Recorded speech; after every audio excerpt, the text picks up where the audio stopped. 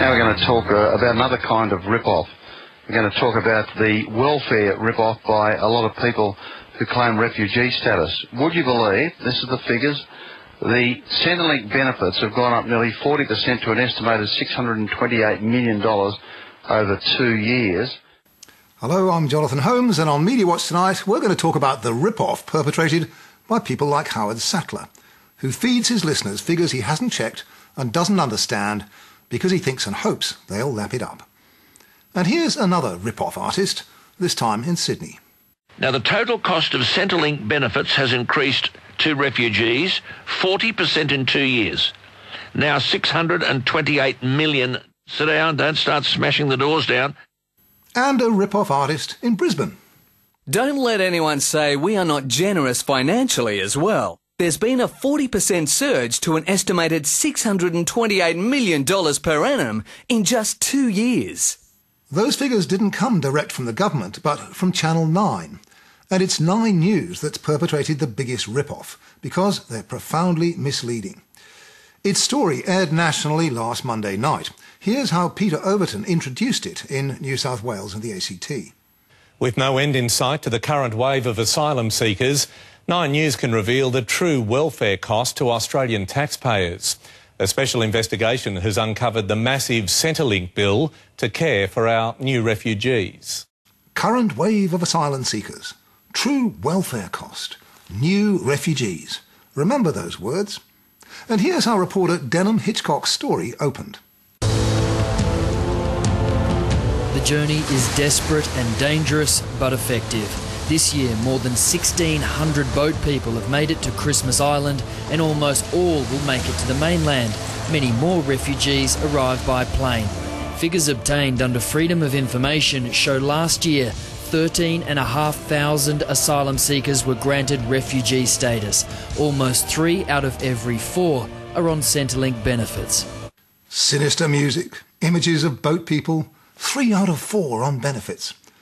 But who were those 13,500 people that 9 calls asylum seekers? According to the Department of Immigration, the vast majority of these people came to Australia on valid visas as part of our dedicated offshore refugee resettlement program, or were proposed as special humanitarian program entrants. Largely, they were not asylum seekers. In fact, more than 11,000 of those visas were granted before they arrived in Australia to people who'd been waiting sometimes for years in what immigration ministers like to call the queue. Nearly 2,300 more visas went to people who arrived by plane and then asked for asylum. How many visas went last year to asylum seekers arriving by boat? Precisely 206. So whatever 9's figures show, they tell us almost nothing about boat people. In fact, they tell us nothing about recently arrived refugees in general, and 9 knew it. These are the documents that 9 acquired from Centrelink under Freedom of Information. They show how many people on different kinds of refugee visas were receiving benefits on a particular day. Each contained a statement like this. The data reflects the number of customers who have ever held a refugee and humanitarian visa.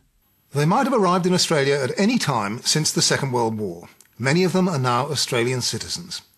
They may have worked for decades before getting the age pension, or arrived as small children 20 years ago and had a baby of their own and got a baby bonus last year. So how did 9 News work out from these figures that of last year's refugee intake, almost 3 out of every 4 are on Centrelink benefits? Well, 9 wouldn't tell us. But the simple fact is there's just no way of telling from the figures how many of Centrelink's clients arrived in Australia last year as refugees. Centrelink cannot account for the figures in the Channel 9 news report. The figures do not reflect the data Centrelink provided. Denham Hitchcock's mangling of the figures got far worse. Looking further into the records of those accepted into the country since 1990, benefits are paid to nearly 1 in 4. But the Centrelink figures don't relate just to people who've been accepted as refugees since 1990. They include anyone receiving a benefit who's ever been given a refugee visa, a potential pool of some 700,000 Australian residents. 9's claim that 1 in 4 of those people are on benefits doesn't stack up. And neither does this figure. The cost to the taxpayer this year will be $628 million, a 40% increase since the Rudd government came to power. Again, Centrelink says that figure can't be extracted from the data it gave Nine. It appears that Nine News has made assumptions about payment rates to calculate figures and misinterpreted point-in-time data as annual figures. The tables tell us only how many people were receiving some benefit on one particular day. You can't assume all of them were getting the full allowance or that they received it for a whole year. Calculating the true cost to the taxpayer, says Centrelink, would be a large, complex, expensive and lengthy exercise. You can bet Nine didn't do that. But hey, what does it matter? The one thing that is true is this. On June the 30th this year, some 12,000 more people who had once been granted refugee visas were receiving Centrelink benefits of some kind than on the same day 2 years earlier. The most likely explanation for that has nothing to do with boat people or our recent refugee intake in general, which incidentally was lower last financial year than it was in 2005 to 6. What's really changed in the last 2 years is the state of the Australian economy. As Centrelink puts it, the counts between years need to take account of the prevailing economic conditions, such as the increase in unemployment flowing from the global financial crisis. Refugees tend to be in higher-risk, low-skill jobs and tend to be employed in industries more affected by economic downturns. That's the factor Nine never bothered to mention. Hard times in Australia for people who first came here last year or decades ago as refugees. Nine's entire story is a total furphy. In a response to Media Watch, News Director Darren Wick claims, "It's critical to your inquiry to understand that Centrelink advised Nine News on how to achieve accurate calculations from this data. Data was constantly checked and cross-checked.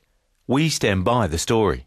Centrelink agrees it explained the figures it provided to Nine, but says, "We are unaware of anyone within Centrelink who provided assistance in further use and recalculations based on the data provided."